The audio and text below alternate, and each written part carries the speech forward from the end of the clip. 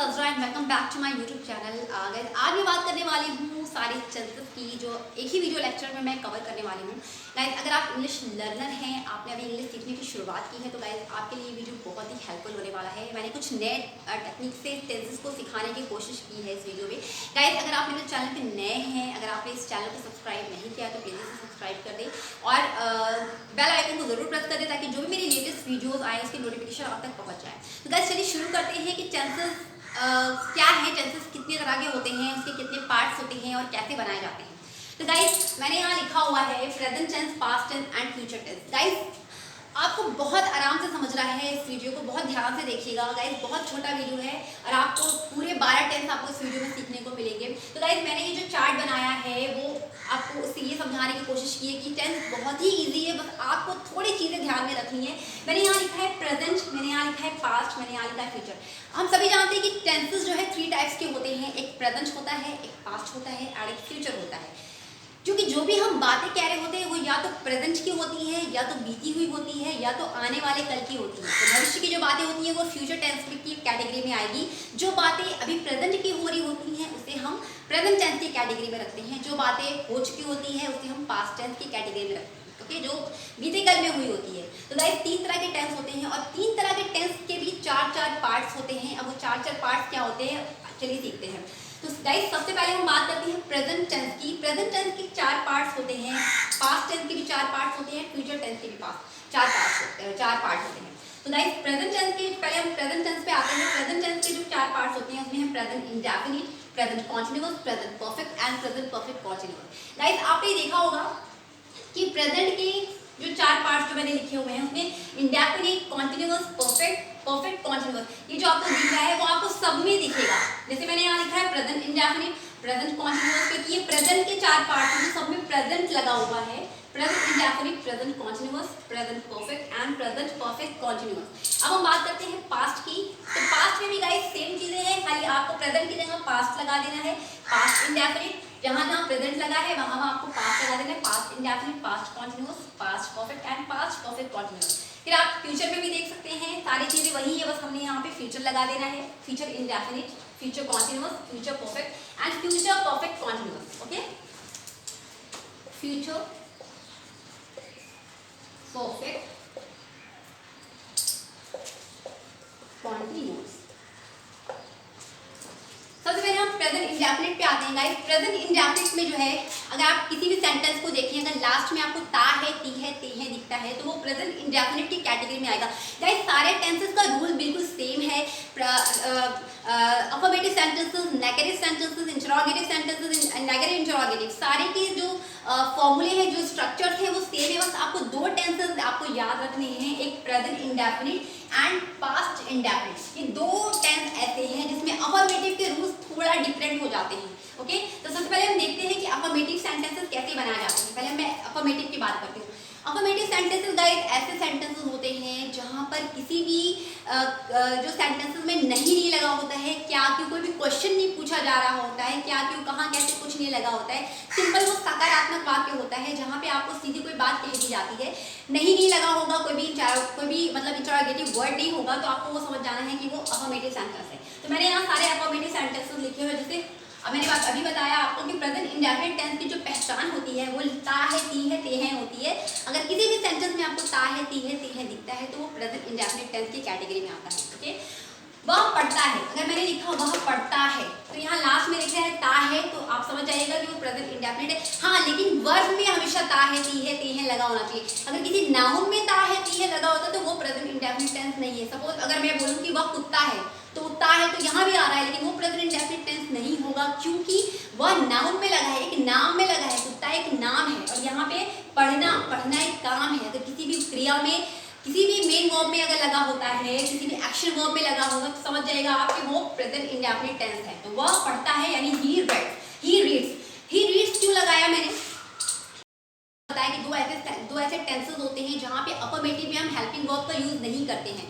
तो गाइस वह पढ़ता है, वह पढ़ता है, सबसे पहले हम सब्जेक्ट का यूज करेंगे ही, उसके बाद सीधे हम मेन वर्ब लगा देते हैं। हमें हेल्पिंग वर्ब का यूज नहीं करना होता है। अफर्मेटिव की मैं बात कर रही हूँ, अगर प्रेजेंट इंडेफिनिट टेंस आएगा तो अफर्मेटिव में आपको हेल्पिंग वर्ब नहीं लगाना है। लेकिन एक चीज और आपको ध्यान रखनी है कि अगर सब्जेक्ट जो है वो एक वचन है, की बात हो रही है तो हमें हमेशा जो वर्ब है उसके साथ हमें एस या ईएस को जोड़ देना होगा। यहाँ रीड लगा हुआ है तो रीड के साथ हमें एस का यूज करना होगा, तो ही रीड्स हो जाएगा।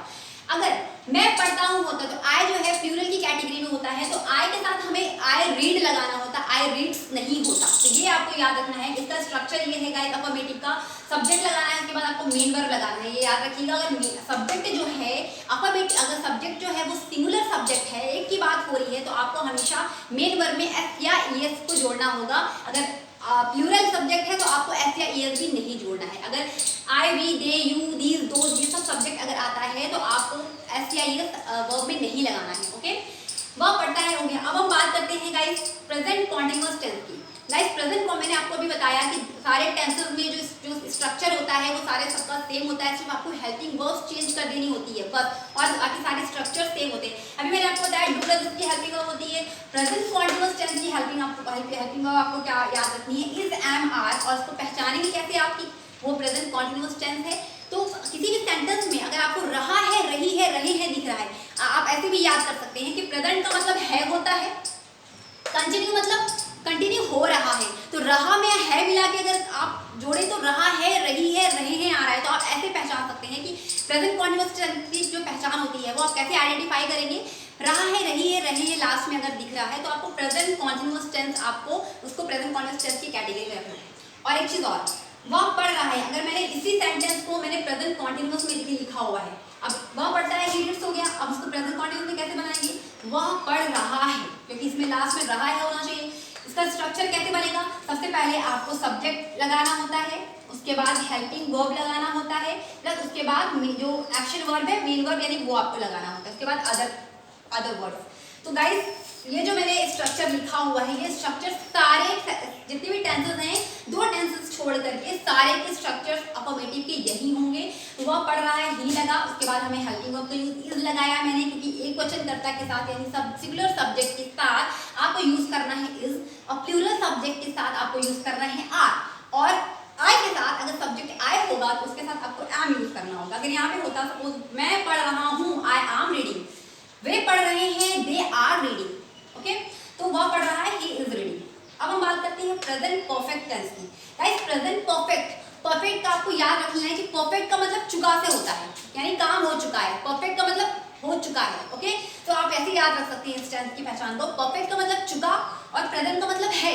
चुका में है अगर लगा देंगे तो क्या हो जाएगा, चुका है, चुकी है, चुके हैं, चुका है, चुकी है, चुके हैं के अलावा आपको या है, ये है भी दिख सकता है।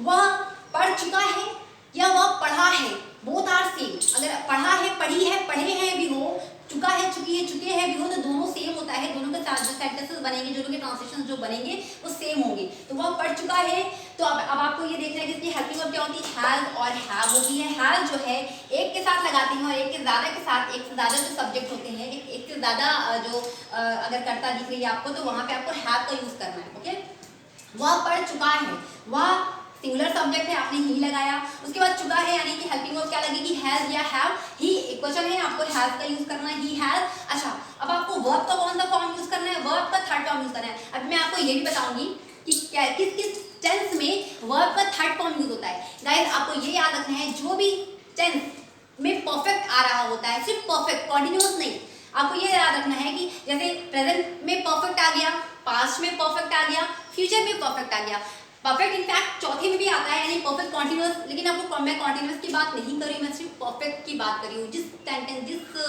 टेंस में जैसे प्रेजेंट के साथ परफेक्ट, पास्ट के साथ परफेक्ट, जैसे यहाँ देख सकते हैं आप इस लाइन में, ये तीनों में सिर्फ परफेक्ट है, कॉन्टिन्यूअस नहीं लगा हुआ है। आपको यहाँ पे वर्ब का थर्ड फॉर्म यूज करना होगा, हमेशा ये याद रखिएगा। प्रेजेंट परफेक्ट, पास्ट परफेक्ट और फ्यूचर परफेक्ट, जिसमें परफेक्ट लगा हुआ है, कंटिन्यूअस नहीं लगा होना चाहिए, सिर्फ परफेक्ट लगा होना चाहिए। आपको वहाँ पे वर्ब का थर्ड फॉर्म हमेशा यूज करना है, ये याद रखिएगा। अब अच्छा, अब हम बात करते हैं थर्ड फॉर्म। रीड का थर्ड फॉर्म भी रेड होता है, लेकिन प्रोनाउंसिएशन जो है थोड़ा डिफरेंट होता है। रीड स्पेलिंग जो है तीनों की सेम है, रीड, रेड, रेड, तीनों की स्पेलिंग जो होगी रीड की सेम होगी, लेकिन प्रोनाउंसिएशन रेड रेड पढ़ा जाता है उसको, red, read, red, red. Okay, तो थर्ड फॉर्म मैंने लगाया है रेड। ओके, अब हम बात करते हैं चौथे टेंस की, प्रेजेंट परफेक्ट कॉन्टिन्यूअस टेंस।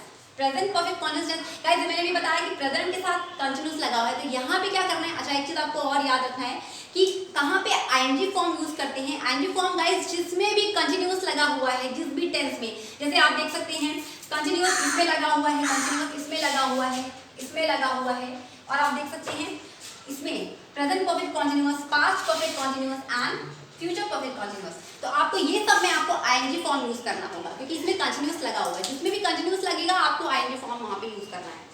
अच्छा, प्रेजेंट परफेक्ट कंटिन्यूअस, अच्छा आप देख सकते हैं कि दोनों की पहचान सेम है। प्रेजेंट कंटिन्यूअस टेंस की रहा है, रही है, और प्रेजेंट परफेक्ट कंटिन्यूअस टेंस की पहचान भी रहा है। तो आप दोनों समझना है कि रहा है, रही है इसमें सिर्फ होगा, और चौथे वाले में जो ये टेंस है प्रेजेंट परफेक्ट कंटिन्यूअस टेंस है, इसमें टाइम भी इंक्लूड होगा। 2 घंटे से 4 घंटे से, सुबह से, कल से, शाम से, रात से, जहाँ पे टाइम के साथ रहा है आएगा वहां पे आप समझ जाइएगा कि प्रेजेंट परफेक्ट कंटिन्यूअस टेंस है। जहाँ पे सिर्फ रहा है, रही है आएगा, टाइम नहीं मेंशन होगा, वहां पे आपको समझना है कि वो प्रेजेंट कंटिन्यूअस टेंस है। ओके, तो ये चारों ये टेंस हो गए। गाइस आप देख सकते हैं कि चारों जो टेंसेस मैंने यहाँ लिखे हुए हैं, अब इसको पहले देख लेते हैं। बात 2 घंटे से पढ़ रहा है, वहाँ के लिए ही लगा दिया मैंने। उसके बाद स्ट्रक्चर गाइस सबका सेम होता है, मैंने यहाँ स्ट्रक्चर लिखा हुआ है अल्फाबेटिक का। सारे ये तीनों टेंसेस जो भी हैं वो सारे के स्ट्रक्चर सेम रहेंगे अल्फाबेटिक के। सब्जेक्ट लगाया मैंने, उसके बाद हेल्पिंग वर्ब, इसकी हेल्पिंग वर्ब क्या लगेगी, हैज बीन, क्योंकि एक वचन है, एक वचन के साथ हैज बीन। जैसे मैंने यहाँ हैज हैव बताया कि आपको कौन सा एक वचन कौन के साथ कौन सा बहुवचन के साथ लगाना है, वैसे यहाँ पे हैज बीन भी एक वचन के साथ एंड हैव बीन जो है बहुवचन के साथ लगाना है। तो he has been reading for 2 hours, he has been reading। ING मैंने लगाया, अभी बताया मैंने, वो कंटिन्यूअस जितने भी होंगे आईएनजी का यूज होगा।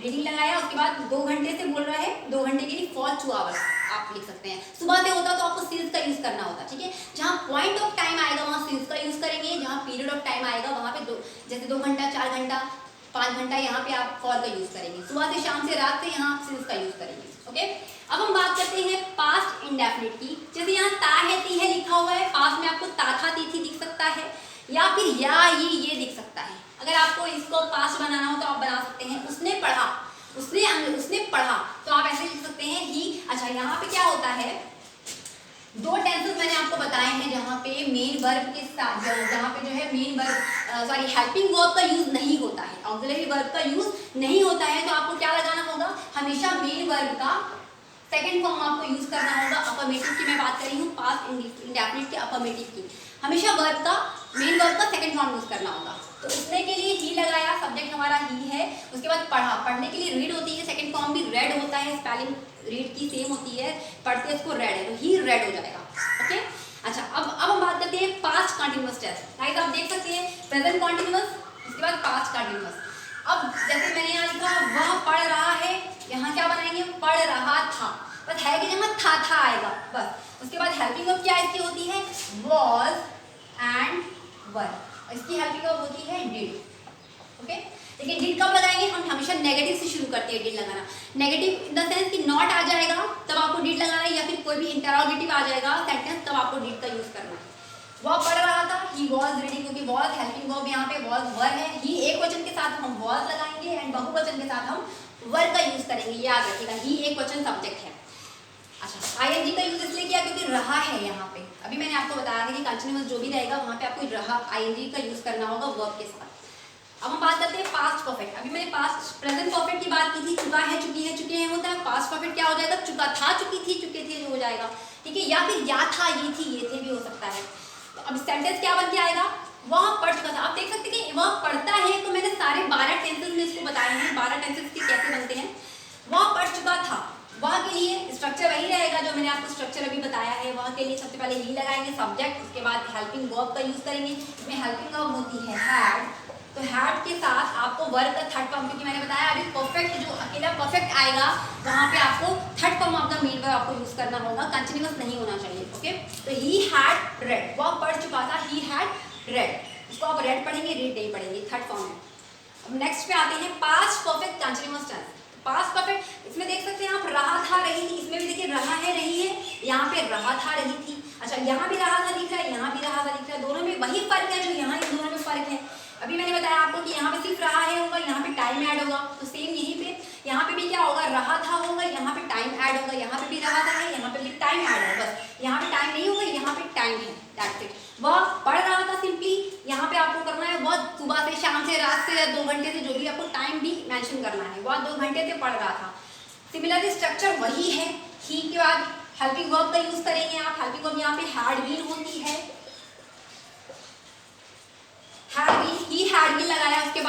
मेन वर्ब में आईएनजी लगेगा क्योंकि रहा है। ही हैड बीन रीडिंग 2 घंटे से पढ़ रहा है, 2 घंटे के लिए फॉर 2 आवर्स। ओके, अच्छा आई होप आपको पास्ट का भी चारों समझ में आ गया होगा।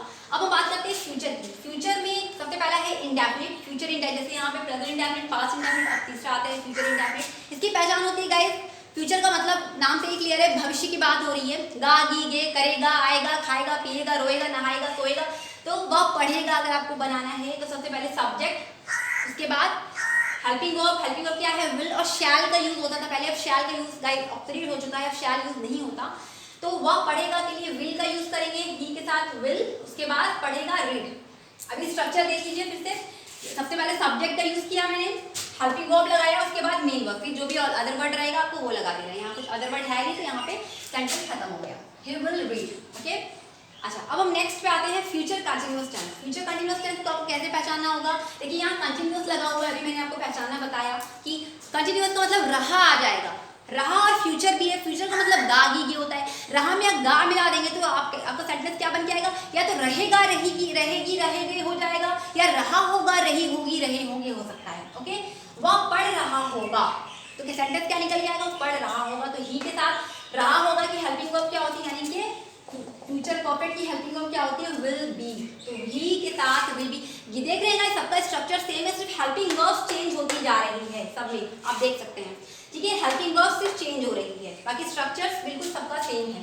तो he will be reading, reading इसलिए लगाया क्योंकि रहा है। ओके, नेक्स्ट पे आते हैं future perfect tense. Future perfect tense, अब इसकी पहचान कैसे हम बनाएंगे, इसको रटने की कुछ जरूरत नहीं है गाइस, आपको सिर्फ समझना है। अभी मैंने आपको बताया परफेक्ट का मतलब चुका है और फ्यूचर का मतलब गा है। गा में चुका मिला देंगे तो क्या हो जाएगा, चुकेगा, चुकेगी, चुकेंगे, या चुका होगा, चुकी होगी, चुके होंगे। तो आप बिल्कुल सिंपली ऐसे समझना है कि चुका होगा, चुकी होगी, चुके होंगे, या होगा, ये होगी, ये होंगे, वो फ्यूचर परफेक्ट टेंस है। ओके, तो फ्यूचर परफेक्ट टेंस का प्रॉप पढ़ चुका होगा, सेंटेंस निकल के आया, तो आपका इसको बनाएंगे कैसे। सबसे पहले सब्जेक्ट का यूज, सेम स्ट्रक्चर है, सब्जेक्ट का यूज, उसके बाद हेल्पिंग वर्ब लगेगी यहाँ पे विल हैव।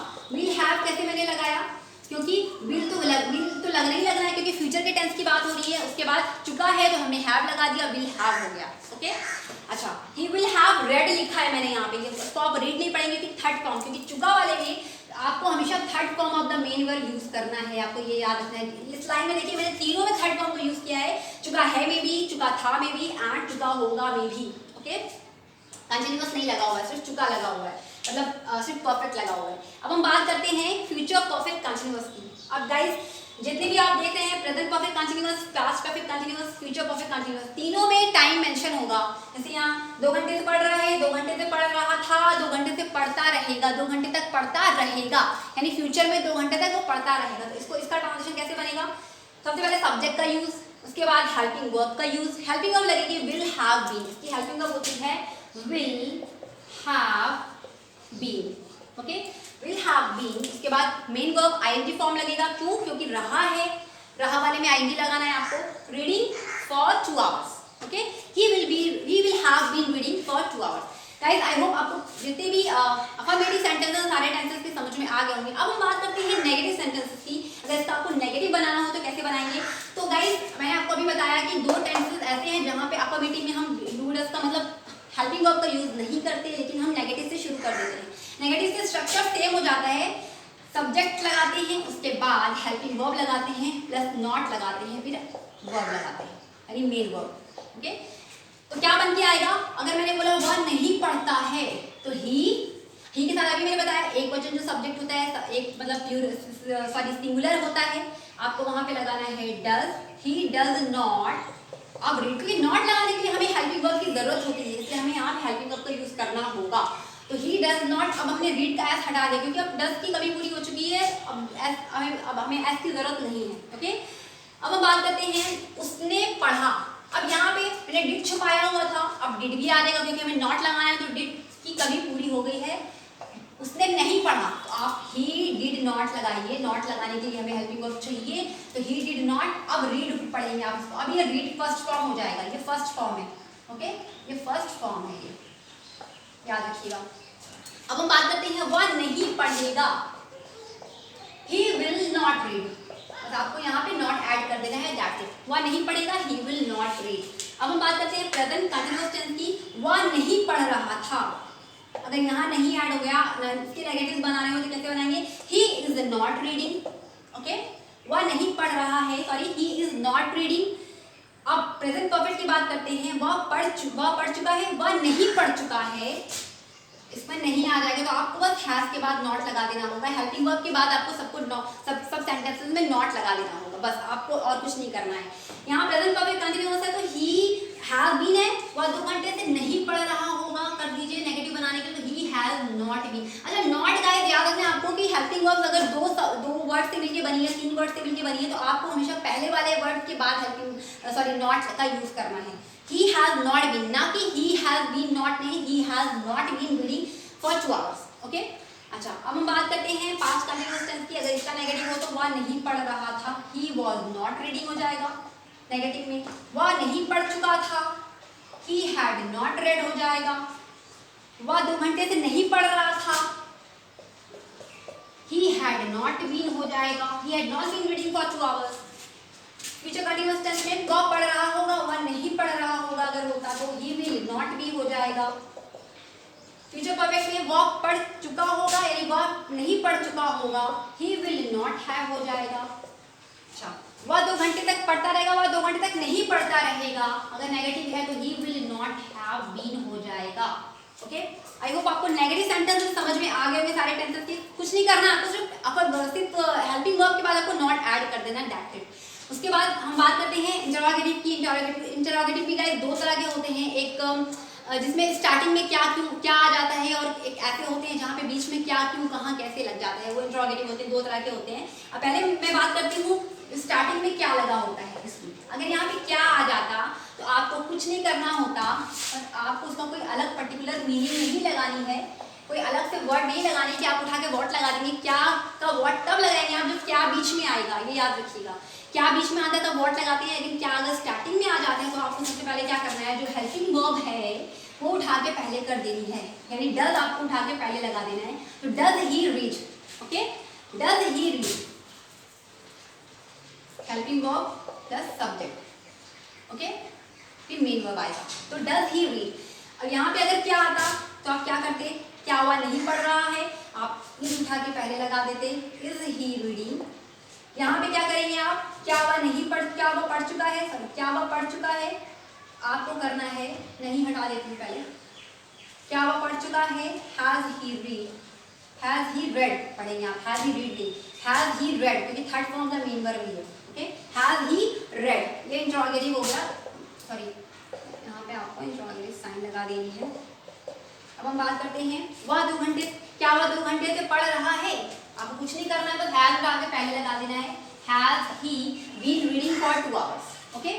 सिमिलरली यहाँ पे भी आपको क्या करना है, क्या उसने पढ़ा, डिड उठा के आपको पहले कर देना है, did he read, okay, did he read. यहाँ पे क्या करेंगे आप, क्या वह पढ़ रहा था, वॉज उठा के पहले कर देंगे, वॉज ही रीडिंग। देखिए कोई अलग से इसका कोई रूल नहीं है, बस आपको क्या करना है, हेल्पिंग वर्ब उठा के पहले लगा देंगे, उसकी कोई पर्टिकुलर मीनिंग अलग से नहीं लगानी है। वह पढ़ चुका था, आपको क्या करना है, हैड उठा के पहले लगा देना है, हैड ही रेड, रेड पढ़ेंगे इसको, जहाँ चुका है वहाँ रेड पढ़ेंगे, ओके। पास्ट परफेक्ट कंटीन्यूअस में क्या हुआ, 2 घंटे से पढ़ रहा था, आपको क्या करना है, हैड उठा के ये पहले कर देना है, had he been reading for 2 hours। Similarly यहाँ पे भी आपको क्या करना है, विल उठा के पहले कर देना है, will he read. Future continuous में will he be reading, will he be reading, will उठा के बस पहले कर दीजिए, अगर क्या है तो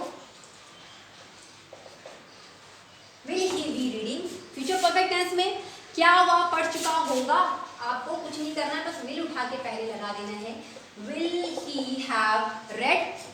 अच्छा यहाँ पे भी वही करना है, will he have been reading for 2 hours। I hope आपको इंटरोगेटिव भी समझ में आ गए होंगे। अब हम बात करते हैं गाइस, अगर किसी भी सेंटेंस में क्या क्यों कहाँ कैसे बीच में आ जाता है तो आप कैसे बनाएंगे। आपको क्या करना है, सबसे पहले बस आपको उसकी मीनिंग लिख देनी है। अगर बीच में सपोज आ जाता है वह क्यों पढ़ता है, वह क्यों पढ़ता है, तो आपको क्या करना है, सबसे पहले प्रूफ इंग्लिश लगा देनी है, वाई WH वर्ड जो भी रहेगा सबसे पहले आएगा, उसके बाद हेल्पिंग वर्ब आएगी, उसके बाद सब्जेक्ट आएगा, उसके बाद मेन वर्ब आएगा। स्ट्रक्चर क्या होता है, अगर आपको इंट्रोगेटिव आ गया तो सबसे पहले WH वर्ड, उसके बाद हेल्पिंग वर्ब, उसके बाद सब्जेक्ट, उसके बाद मेन वर्ब, उसके बाद अदर वर्ड जो है, ये सारे जो टेंसेस है उस सबके यही रूल हैं। Why does he read, why is he reading, यहाँ पे बस आपको व्हाई ऐड कर देना है, या वेयर है तो वेयर ऐड कर देना है स्टार्टिंग में, बाकी जो जो सेंटेंस है वो बिल्कुल सेम रहेगा। Why has he read, okay, why has he read, why has he been reading for 2 hours, क्या उसने क्यों पढ़ा, तो आप व्हाई लगा देंगे। अगर क्यों आ गया, व्हाई डिड ही रीड, क्या बन जाएगा, व्हाई डिड ही रीड, इसको रीड पढ़ेंगे, फिर डिड के बाद, डिड आने के बाद फर्स्ट फॉर्म में कन्वर्ट हो जाता है। पास्ट कंटिन्यूअस में क्या होगा, वह क्यों पढ़ रहा था, अगर क्यों आ जाएगा तो वॉज हेल्पिंग वर्ब है, वाई के बाद वॉज लगेगा, why was he reading, same structure है गाइस, आपको ये स्ट्रक्चर से ही सारा वाई वाला बना देना है।